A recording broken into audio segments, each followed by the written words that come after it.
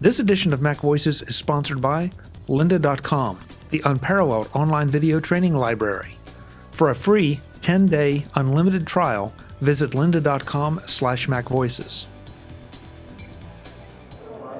Hi, I'm Chuck Joyner, and this is MacVoices at WWDC and ShowStoppers in San Francisco. I'm here with Michel of Kwilt to talk about their new product, KwiltKeys. Michel, it's great to have you. Thanks for being here. Thank you, Chuck. I'm very happy, and we're pretty delighted about announcing this new product. Yeah, I'm anxious to hear about it. And folks, we're talking, let's see, what is this? This is June, early June, in San Francisco, but KwiltKeys is not being announced until you hear this, late June. And where's it going to be announced? It's going to be announced at CE Week in New York. Great. So this one's going to be published a little bit out of sequence from our normal coverage, but that's why. So now we have full disclosure. What is KwiltKeys? Well, the way that it works right now is that we take a lot of pictures. I won't go through the whole stats about how many pictures we take. It's all everywhere on the web. It's all everywhere in the cloud. It's everywhere on your phone. It's at your home and everything. So we have tons of pictures everywhere. What you do with those pictures, there's two things you want to do with them. First, you want to reminisce about them by looking at them yourself or with your friends and family around you. You want to beam it to a television so you could do that. Or you want to share your experience, your memories with somebody else that may be remote to you. So the way to do it, that everybody does it, is through a messaging app, for example.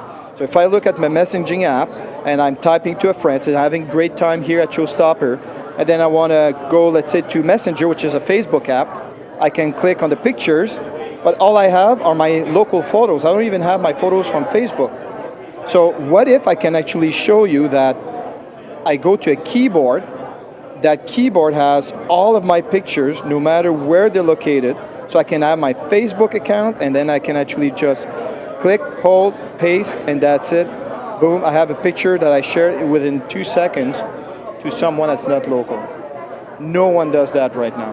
And this is really the fastest way to share any pictures that you have with anyone out there. You made it look so simple there. This is, I'm not sure if this is a unique approach, but I haven't seen it, that you're doing it through a keyboard.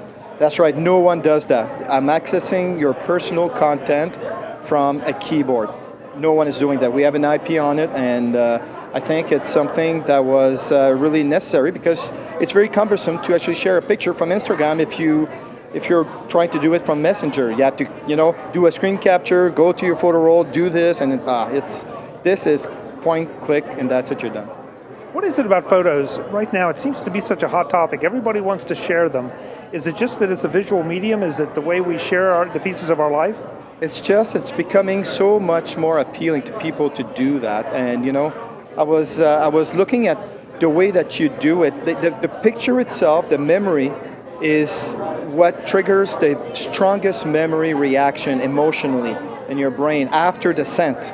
So you have scent, then you have visual. Pictures, you want pictures. I mean, who didn't go to their grandparents' house and look at albums? They were there, they were important to them. It's important to everyone. Now we just have a new way to do it, and the new way to do it is thousands and thousands of pictures that you take. So how do you deal with all this? Well, I think we bring in a very good solution to that. So this will work with, like you said, Instagram, Facebook. It works with all of my social media apps. It works with my photo roll. All of your sources. It doesn't matter where it's coming from. We can have access to it. And through the keyboard, any application that is compatible with iOS 8.3 that allows a third-party keyboard, you'll be able to do that very easily. Do we have any concerns with, it seems like I ask this question a lot, do we have any concerns with security? Since theoretically I'm giving, am I giving you access to my Facebook account, to my Twitter account, to my Instagram account? You're giving me access to your photo that you have access to, you're giving access by default. So we're not taking anything, and by the way, we do not copy any of the pictures. The pictures are always located at their original source. So we don't copy anything, we don't try to sell you storage. All we do is stream all the pictures.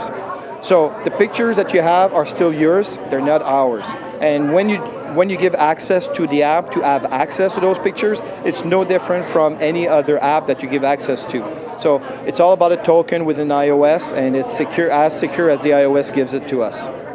Now, if I heard what you said right, and I'm not sure I did, if I decide to share a picture from my Facebook feed with Neil, and then I take it off of Facebook, I delete it off of Facebook, does it disappear from him as well?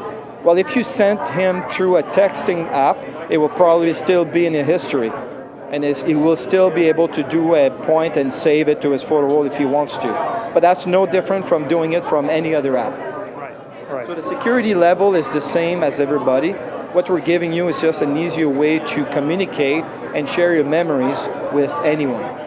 So I'm not losing anything, I'm just gaining a lot of ease of use and the ability to do it quick and simply from a keyboard. The fastest way to share any of your pictures, no matter where it's located, to anyone.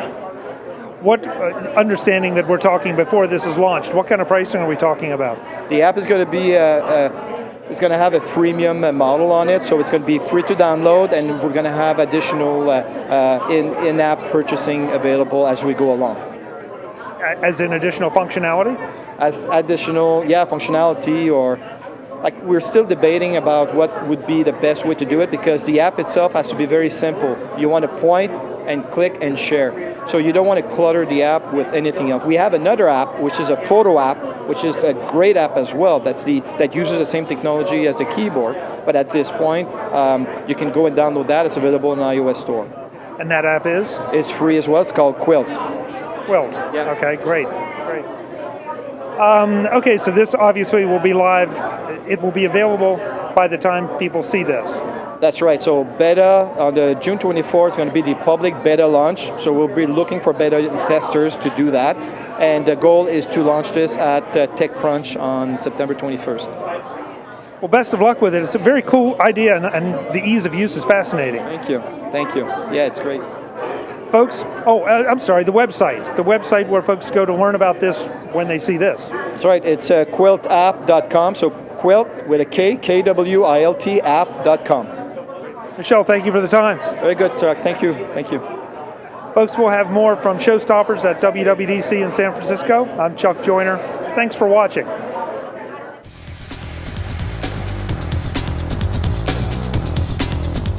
Visit MacVoices.com for links, show notes, to subscribe, to connect with Chuck on Twitter, Google+, YouTube, Facebook, LinkedIn, and the MacVoices blog.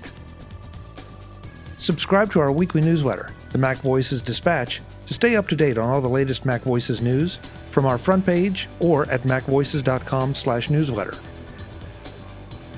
Do more with your Apple tech by subscribing to the free MacVoices magazine on Flipboard by visiting macvoices.com/magazine. Advertising and sponsorships handled by Backbeat Media at backbeatmedia.com. Bandwidth provided by CacheFly at cachefly.com.